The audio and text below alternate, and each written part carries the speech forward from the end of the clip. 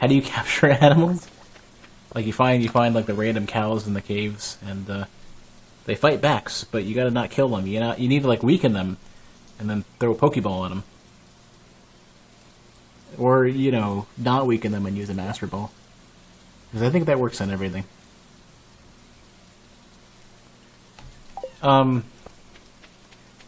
The thing I say before I give out just random information is one of the things that this game does, and many games do, but this game does in spades, is that it will tell you, it will feed you the information on its own. I'm going to tell you anyways, but let me finish. Like if you talk to all the villagers and look at all the shops and go through all the areas that you can get to, the game will just reveal all of that for you. But because you're not going to do that, I'll tell you anyways. But in the future, like, this is very, like, teach you to fish rather than give you the fish. But I'm going to give you the fish anyways. You have to endure the lecture. So, there is an NPC who lives, a villager who lives down here.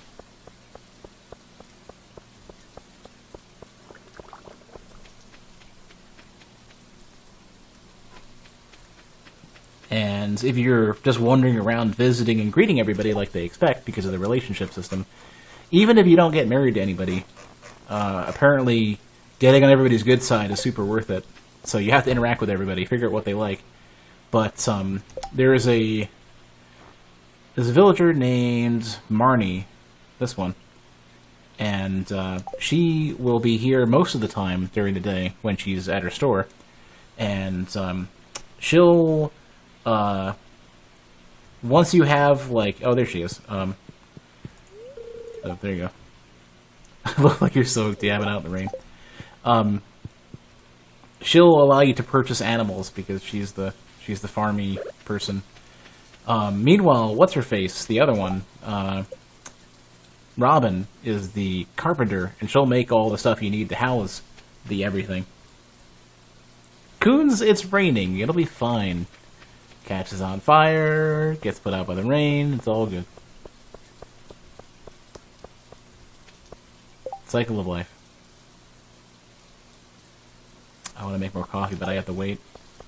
And I have no oak stuff for the kegs. Oh, also, by the way, well, I mean, the fire will eat a hole through the inside of the house to the outside, and then the rain will come in and the problems will be solved. And then forever you have a rain entry point, so they will never catch fire again.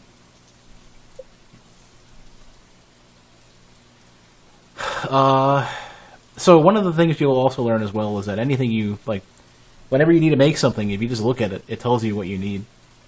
So, like, there's going to be a lot of stuff in the game that, like, this is the simplest example of the game telling you whatever the thing is, but you'll find that,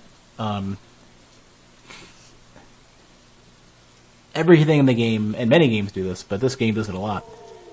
They'll tell you over time. You look at the villager quests, and they'll explain how to get things. You talk to the villagers. One of the things that happens actually a lot is that there are these little worm things you can dig up with the hoe, and you'll find books. Well, you find many other things, but you'll also find books. And I'm trying to figure out if you browse around enough. It doesn't need to be in the rain. You see a lot of them in winter. You'll see these worms, like 3 worms sticking out of the ground, and you go at them with a hoe, and you'll dig up an object, and oftentimes it's books.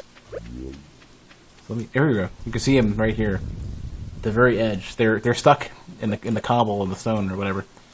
But you take the hoe and you dig them up, go the right way, and you'll get some other, some random ass object. And oftentimes you get these books, these little blue books, and they just say, "You have returned." Hey, Brandon, welcome back. Where are we? How you doing, Brandon? Here, have some eggs. I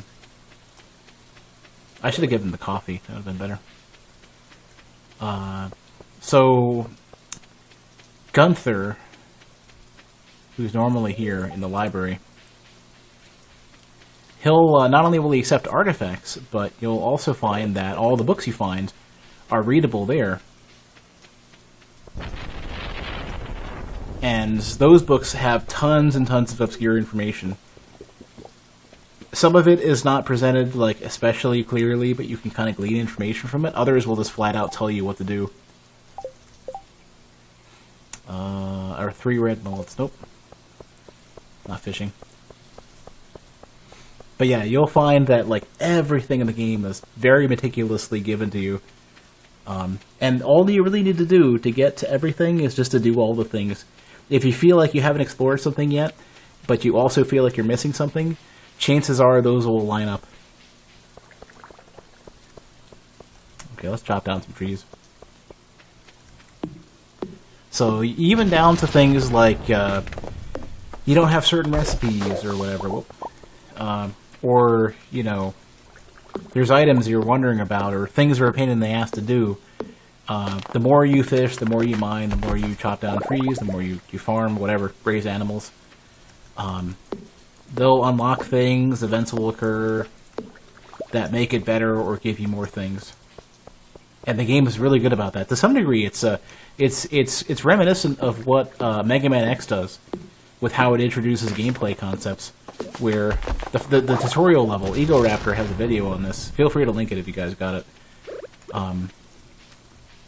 But he talks about the first level of Mega Man X and how it's so genius because of how it introduces all the mechanics, all the basic mechanics that you need to learn through the story, and also sets up the story and the characters and sort of like tells you things like this is where you'll be or this is what you need to do, and like the things you need to do or you need to demonstrate knowledge of to advance are you learn them by getting further, because the only valid input to get further in the tutorial is to do the thing.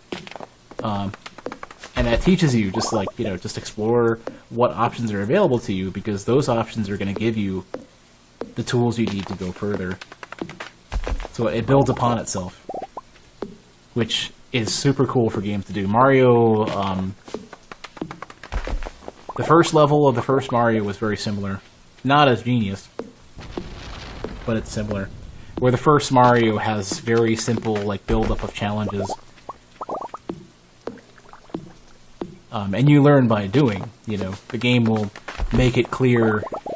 It will reward you appropriately with whatever you need to get going, to keep going.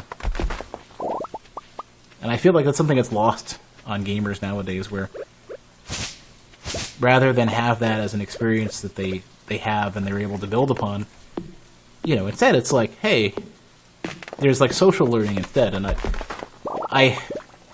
I normally had a really dim view of it, but it's kind of how society works. People are for civilization to get going, it saves a lot of time and a lot of energy to just have somebody else share that information with you. For video games, I'm not really sure. I think individual knowledge is dying as a result of that. People don't know how to think. It's easier to partake in that communal knowledge, and you just pass that. But then you hit a point where everyone's, the majority of people are so used to learning via a communal process, via their peers or by whoever, that you wonder what new things are going to be developed or learned in the future, because people don't know, they aren't used to thinking for themselves. And for video games, where a huge portion of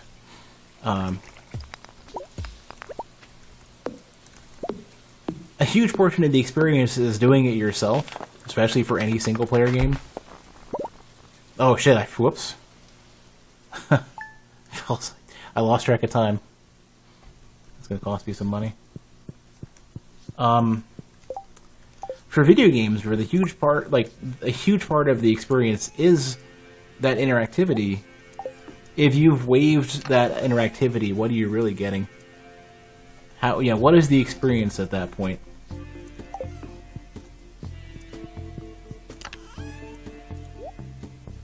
Alright, Coons, have a good night.